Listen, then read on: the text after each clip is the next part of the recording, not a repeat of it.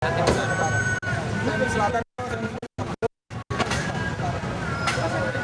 sip. Mas.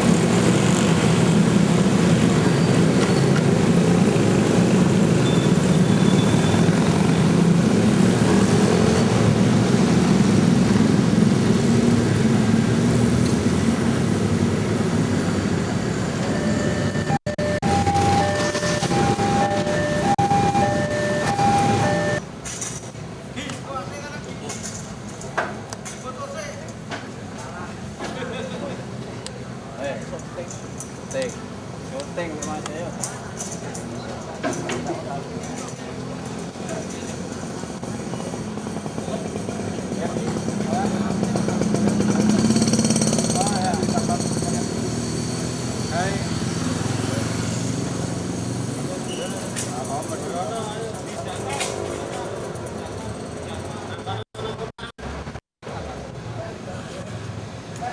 Oke.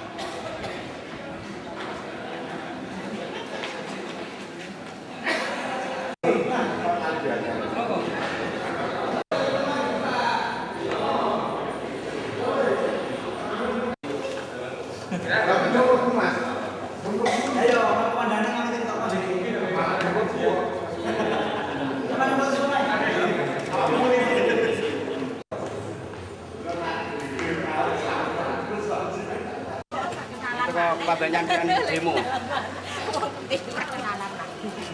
Iki demo iki. Buat mari-mari sembahyang demo.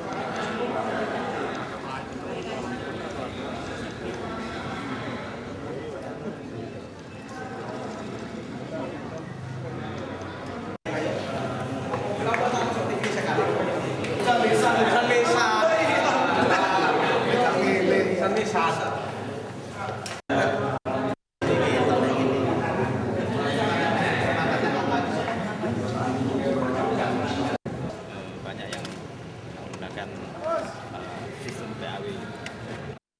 Keputusan itu diterima Pak sama Pak Wali. Ya saya kan dengan jiwa besar sebagai kader partai, untuk kepentingan partai saya ditarik di DPW sehingga nonaktif di DPJ. Tapi nggak mempengaruhi pencalekan, Pak? Masih berangkat dari Surabaya? Itu nanti apa katanya? Menerima ya, dan DPJ-nya juga menerima dengan lapang dada. Penyelesaian yang pertama karena yang disorot soal leadership, yang katanya konsolidasinya banyak terhambat, kemudian hubungan tidak harmonis macam-macam, sehingga kita putuskan tadi dan dengan jiwa besar kawan-kawan DPJ Surabaya itu, terutama saudara Wahyudin selaku ketua, dia kita tarik ke wilayah, dia nonaktif sementara ini, kemudian kepemimpinannya diambil alih oleh DPW. Ini yang pertama. Jadi sejak hari ini kepemimpinan tarik ya sudah nggak apa-apa gitu. Tapi yang sudah masuk di KPU ya tetap jalan seperti itu. Hanya aturan internal kita yang kita pertegas bahwa siapa yang mendapat suara terbanyak dalam pemilu nanti itulah yang berhak menduduki kursi legislatif.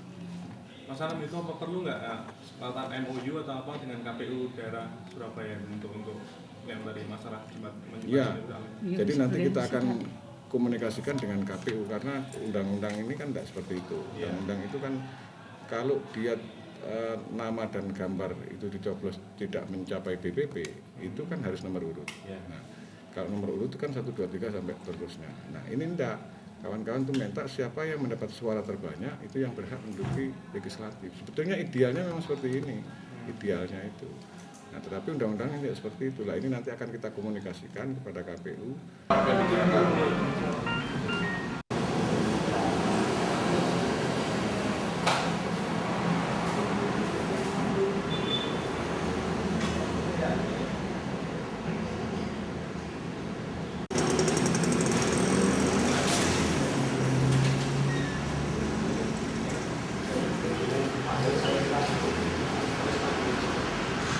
Surabaya tetap menghormati norma-norma yang berlaku sesuai dengan peraturan perundangan. Jadi kami tidak akan mempunyai sikap yang tidak menyamaratakan antara partai. Jadi kami harus mampu berbuat adil, kami harus mampu menganggap semua partai itu sama. Jadi kalau toh ada kemudian ada kepentingan partai politik terhadap kepengurusannya, kami serahkan sebenarnya kepada internal masing-masing untuk menyelesaikannya. Kami bersandar pada peraturan perundangan. Karena misalnya ada kejadian seperti partai Buruh Sosial Demokrat yang menyerahkan daftar caleg itu lebih dari 1 pengurus, jadi ada 2, maka saya mempunyai KPU Kota Surabaya mempunyai Itu apa ya?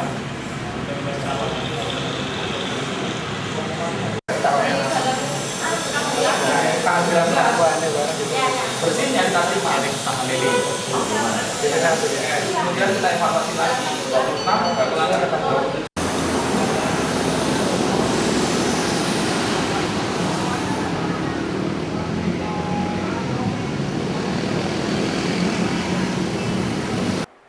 Daftar caleg yang diajukan sebanyak 813. Kemudian kita lakukan penelitian 8. Jadi kalau kita lihat persentase lebih kurang 69,8% yang sedang diperbaiki kembali oleh partai-partai politik. Nah, kalau kita lihat persentase itu, mungkin ada pertanyaan apa saja. Itu macam-macam yang belum selesai. Tapi karena mekanismenya demikian, ya, kemarin sesuai dengan waktu tanggal 5 kita kembalikan melalui pimpinan-pimpinan parpol. Jadi gitu mekanismenya. Dan kita nunggu sampai dengan tanggal 19 Januari. 19 Januari saya sudah beritahukan pada pimpinan parpol, ini ada limit waktu untuk mengembalikan perbaikan daripada berkas-berkas caleg yang masih pertama sekolah, ya kan? Terus kemudian kesehatan. Artinya sekolah itu Ya, legalisasi itu. jasa. Ya, Jadi kita tidak dulu mengontaskan itu palsu atau enggak kan? Karena aturan uper, contoh uper kan? Iya. Uper itu tahun-tahun berapa saja yang keluar uper Iya. gitu loh. Iya. Kan berarti waspada kan? Iya. Siapa yang tahu? Diknas. Diknas minta. Diknas tahun berapa saja yang tidak ada uper, yang ada uper, ya gitu kan? Yang kedua legalisasi ijazah. Kalau itu dari uper siapa, SMA siapa, kan gitu. Iya. Kemudian juga bagaimana dengan sekolah yang sudah tidak ada. Dulu ada SGO, Iya. ya kan? Ada SGPD misalnya kan, yang gitu-gitu. Tapi kan ini levelnya SMA ya. Nah ini bagaimana? Kemudian terjadi misalnya ijazahnya kebakar, sekolahnya sudah bubar. Ini kan mungkin ya. Mungkin Di awal saya terjadi, sudah betul. nyampaikan. Waspadai dalam kondisi saya begini persoalannya. Mana Bi? Nah. Pada klausul ini kosong. Ini semuanya menyatakan sedia saya untuk calonkan dalam pemilihan umum anggota ini provinsi daerah pemilihan oleh partai dan menyetujui penempatan nomor urut. Ada nominatif dari daftar yang pertama, ya kan? Ada. Nah ini, saya sudah tahu. Kalau misalnya Hamsyah itu nomor 1, di sininya kosong, saya kembalikan. Kalau saya isi boleh kan? Ya bisa. Tapi saya KPU tidak berhak mengisi. Makanya saya kembalikan kepada pimpinan parpol. Tolong ini diisi oleh pimpinan. Kan dikembalikan itu kan bersama ini. Untuk A kekurangannya ini, untuk caleg B kekurangannya ini, untuk caleg C ini. Kita sudah pertelaan gitu. Jadi enggak ini. Biar jelas dong. Kita kembalikan gitu. Pemeriksa. Oh, itu posko aja.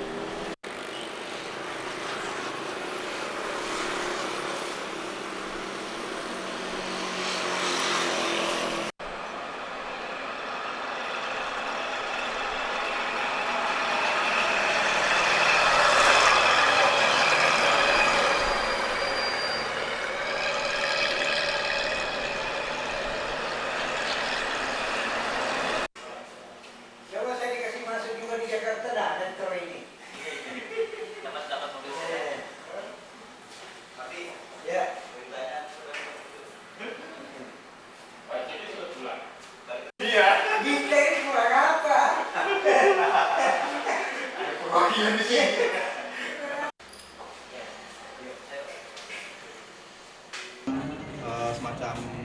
konferensi pers pada hari ini. Yang pertama adalah bahwa Komisi HAM Kalimantan Selatan akan terus mengungkap kasus peristiwa 23 Mei yang terjadi tahun 1997, mana pada waktu itu dekat dengan pemilu. Kenapa kasus itu kita angkat? Karena selama ini tidak ada data yang jelas tentang korban yang terbakar, kemudian korban yang hilang, juga korban yang tertembak oleh aparat. Jadi sampai hari ini tidak ada kejelasan itu, sehingga kita terus berusaha mengangkat kasus ini dan juga berupaya mengontak teman-teman di jaringan. Tidak jelas penyelesaiannya kasus tersebut. Jadi kita menganggap bahwa karena tidak ada komitmen pemerintah untuk menyelesaikan kasus ini, maka kita akan kembali mengangkat kasus ini ke permukaan. Terus yang ketiga, kita juga melihat bahwa sikap aparat penegak hukum tidak berupaya menuntaskan kasus ini. Padahal kasus tersebut tidak kalah penting dengan kasus bom Bali. Kalau kita lihat dari karena ada yang laporan ke Komisi HAM Kalsel itu lebih dari 200 orang yang meninggal, yang hilang. Jadi kalau kita bandingkan dengan banyaknya korban kasus kasus bom Bali, sebenarnya kasus 23 Mei itu tidak kalah dengan kasus bom Bali. Jadi ini peristiwa besar pelanggaran HAM yang perlu kita angkat ke permukaan. Nah itu sikap dari Komisi HAM Kalimantan Selatan berkaitan dengan kasus 23 Mei. Berpotensi untuk terjadinya pelanggaran HAM, sehingga kita akan membentuk komite pemantau pemilu. Dan yang kedua, kita melihat bahwa komite juga berbarengan dengan pemilihan presiden secara langsung, di mana nantinya kita memprediksikan akan timbul ego-ego muncul, maka tidak kemungkinan akan terjadi kekacauan, kemudian akan terjadi gap, juga akan terjadi semacam chaos antara para pendukung masing-masing calon presiden. Sedunia tanggal 10 Desember. Mungkin ada tambahan dari kawan-kawan dari Wakil Ketua. Terima kasih. Mungkin kaitannya dengan ini kenapa kita membentuk tim pemantau pemilu, karena mungkin pengalaman dari pemilu 97 dengan adanya kerusuhan yang terjadi di Kalimantan Selatan. Jadi demokrasi di Indonesia karena pemilihan langsung mungkin pertama kali ini kita mengingat bahwa suasana itu akan berjalan dengan aman. Nah, kita menganggap bahwa pemilu 2004 dengan pemilihan langsung itu rentan terhadap pelanggaran hak asasi manusia itu sendiri sebagai akibat dari persaingan atau keinginan dari partai-partai untuk memenangkan partainya. Jadi tidak menutup kemungkinan itu akan terjadi saling sikut atau saling bisa-bisa menghalalkan segala cara untuk mencapai tujuan itu. Nah, mengejar bagaimana mereka dapat bersaing dengan partai-partai yang sudah mapan itu. Nah, itu yang kita takutkan, akhirnya yang partai lama mempertahankan, partai baru untuk mengejar. Apalagi mereka ketinggalan untuk sosialisasi. Nah, itu akhirnya bisa dapat. Hari HAM sedunia itu penting juga untuk dikaitkan dengan persoalan bahwa pelaksanaan nilai-nilai HAM itu tidak terlepas dari persoalan-persoalan tentang sikap hidup atau pandangan hidup. Nah, di sini posisi agama di mana? Saya kira masyarakat Kalsel sebagai masyarakat yang dianggap religius, paling tidak dengan momentum HAM ini kita menempatkan nilai-nilai agama sebagai hal-hal untuk mendorong pelaksanaan penghormatan nilai-nilai HAM. Ya, saya pikir gini, ada pemilu itu salah satu bagian esensial dari masalah hak asasi manusia, yaitu hak-hak di bidang dalam masalah pemilu berkaitan dengan hak asasi manusia. Kewajiban negara adalah dia tidak boleh campur tangan terlalu besar di dalam pemilu nanti. Jadi gini, kebebasan masyarakat untuk memilih yang terkait misalkan di daerah pedalaman ataupun kepada masyarakat yang masih relatif rendah pendidikannya. Nah, negara ataupun segala aparatusnya termasuk juga KPU dan sebagainya tidak boleh mendaya gunakan power mereka untuk mengarahkan masyarakat kepada partai politik tertentu. Nah, di situ pelanggaran hak-hak sipil dan politik yang paling esensial di pemilu nanti. Karena kecenderungan yang akan terjadi di Kalimantan Selatan pada umumnya, masyarakat belum menyadari bahwa hak mereka adalah yang paling esensial di dalam pemilu. Itu hak-hak sipil dan politik mereka. Nah, yang ini urgensinya mengapa kita ingin melakukan pemantauan di bidang hak-hak sipil dan politik. Anggotanya, dan apakah juga hanya anggota Komnas HAM yang terlibat di sana atau juga melibatkan unsur-unsur atau elemen masyarakat lain? Kemudian masyarakat yang kita anggap memiliki tingkat independen yang tinggi. Nah, kemudian kita juga tidak sendirian. Kita akan bergabung dengan KIP mungkin atau pemantau-pemantau pemilu lainnya yang dari LSM. Jadi tidak bekerja sendiri. Kita akan bekerja sama dengan kawan-kawan jaringan LSM lain yang juga melakukan pemantauan terhadap pemilu ini. Dijelaskan bahwa akan bergabung dengan pemantau yang lainnya. Nah, kalau ini nanti ada terjadi chaos, artinya yang sangat ditangani, tetapi follow up-nya ke depan tidak ada. Oke. Jadi yang pertama mas tahun 98 ya, kita membentuk tim pencari fakta. Jadi dari data yang kita kumpulkan lebih dari 150 korban, apakah itu anak atau suami atau keluarga mereka. Jadi datanya ada dari mereka yang selama ini kita tangani. Nah, kemudian yang langkah-langkah kita selain membentuk tim pencari fakta tersebut, kita juga melakukan langkah-langkah lain seperti kita pendekatan dengan Komnas HAM. Kita laporkan secara resmi pada tahun 98 tersebut. Pada waktu itu Sekjen Komnas HAM-nya Pak Marjuki Darusman. Ketuanya ya? Ketua Komnas HAM Pak Marjuki Darusman. Jadi kita sampaikan ke sana dan sepengetahuan kami sudah di follow up oleh mereka ya. Nah, cuman persoalannya kita melihat bahwa pemerintah daerah sendiri sampai hari ini tidak ada komitmen yang jelas untuk menyelesaikan kasus tersebut, termasuk pihak aparat. Nah, sehingga kita mendesak kembali kepada pihak aparat dan juga pihak pemerintah untuk menuntaskan kasus ini agar masyarakat tahu persis bahwa peristiwa 23 Mei itu adalah begini atau begitu. Jadi jelas. Nah, sehingga kita perlu adanya ketegasan atau komitmen dari pemerintah dan dari aparat. Itu. Mungkin ke 200 lebih yang sampai sekarang tidak tahu kemana sanak keluarga mereka itu. Nah, kemudian yang perlu kami khususnya dari Komnas HAM kita perlu klarifikasi dari pemerintah itu adanya pernyataan atau sikap untuk mengklarifikasi dari pemerintah khususnya Pemprov Kalimantan Selatan. Kita menginginkan bahwa pada waktu itu dinyatakan bahwa korban tersebut adalah dibilang semuanya penjara. Fundamental di dalam kasus. Yang kedua, ada kewajiban pemerintah di situ. Kewajiban pemerintah adalah membuka kasus itu seluas-luasnya dan sebenar-benarnya untuk apa? Supaya negara tidak lepas dari yang dinamakan statutory remember. Jadi negara wajib untuk